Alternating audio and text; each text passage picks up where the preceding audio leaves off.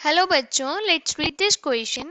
The question says the total number of flags with 3 horizontal strips in order that can be formed using 2 identical red, 2 identical green, 2 identical white strips is equal to option A 4 factorial, option B 3 multiply 4 factorial, option C 2 multiply 4 factorial, option D none of these. इस question में हमारे पास एक flag बनाना है हमें, जिसमें 3 horizontal strips हैं और उस स्ट्रिप्स के लिए हमें 2 रेड, 2 ग्रीन, 2 वाइट स्ट्रिप्स दे रखी हैं. हमें बताना है इनको यूज करके इन्हें फ्लैग्स बन जाएंगे. So let's start solving this question. The firstly we see the key concept to solve this question. इस क्वेश्चन को सॉल्व करने के हमारे पास की कंसेप्ट है दैट अगर हमारे पास n थिंग्स हैं and we have to arrange these n things in n places, तो हमारे पास उसके नंबर ऑफ वेज कितने हो गए 1 2 3 4 5 6 सो ऑन टू हमारे पास n प्लेसेस हैं और n थिंग्स हैं. फर्स्ट प्लेस पे आने के लिए हमारे पास n चॉइसेस होती हैं. एक अगर फिक्स हो जाए सेकंड के लिए हमारे पास n-1 चॉइसेस होती हैं. देन हमारे पास n-2 चॉइसेस होती हैं. लास्ट वाले के लिए हमारे पास सिंगल चॉइस रहती है. सो नंबर ऑफ वेज कैसे निकलते हैं इन सब चॉइसेस को मल्टीप्लाई करके, which is equals to n multiply n-1 multiply n-2 and so on to 1 which is equals to n factorial. So ऐसे कितने नंबर ऑफ वेज है n factorial number of ways है. Now this question is of easy level. इस concept को use करके हम इसे solve करेंगे. इस क्वेश्चन में हमें बोला क्या है कि हमारे पास फ्लैग है जिसमें 3 स्ट्रिप्स हैं हॉरिजॉन्टल लाइक दिस. ऐसे हॉरिजॉन्टल स्ट्रिप्स हैं हमारे पास और उसके लिए हमें 2 रेड मतलब RR लिख सकते हैं हम उन्हें, 2 green GG and 2 white strips दिए और इनसे हम कितने ऐसे फ्लैग फॉर्म कर सकते हैं. तो इसमें फर्स्ट केस हो सकता है कि सारे डिफरेंट स्ट्रिप्स हों, रेड, ग्रीन और वाइट.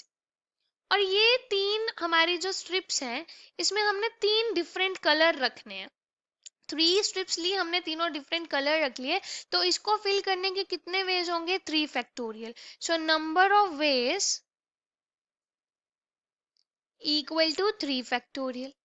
अब हम सेकेंड केस देखेंगे. सेकेंड केस में हमने लिया 2 सेम स्ट्रिप्स होंगी एंड 1 डिफरेंट होगी.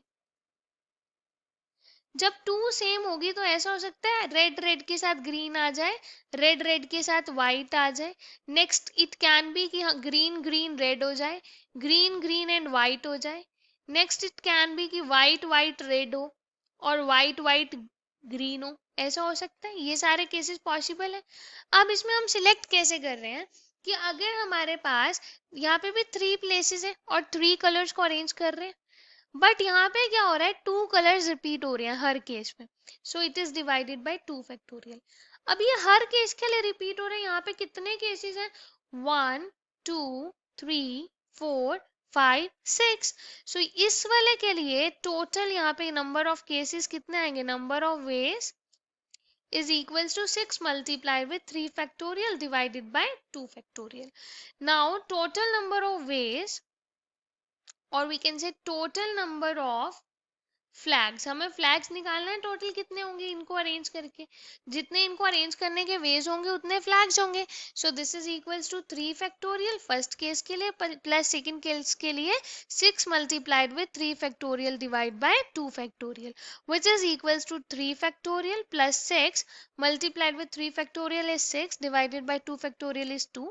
इसको यहाँ से कैंसिल करेंगे, यहाँ पे आएगा 3. This is equals to 3 factorial 6 plus 3 multiply 6 is 18 which is equals to 24. अब यहाँ से अगर हम देखें हमारे ऑप्शंस फैक्टोरियल्स में दिए थे. 24 को हम लिख सकते 24 से हम ऐसे लिख सकते हैं 1 फैक्टोरियल देखेंगे वो 1 होता है, 2 फैक्टोरियल 2 होता है, 3 फैक्टोरियल 6 होता है. अगर हमने इसको लिख दिया यहाँ से 6 मल्टीप्लाई 4 ऐसे लिख दिया, 6 क्या होता है 3 फैक्टोरियल, ये हो गया 4 multiply 3 factorial. 4 multiply 3 factorial is 4 factorial. So that means our final answer is 4 factorial and hence option A is the correct answer. Hope you understood it well. Best of luck. Thank you.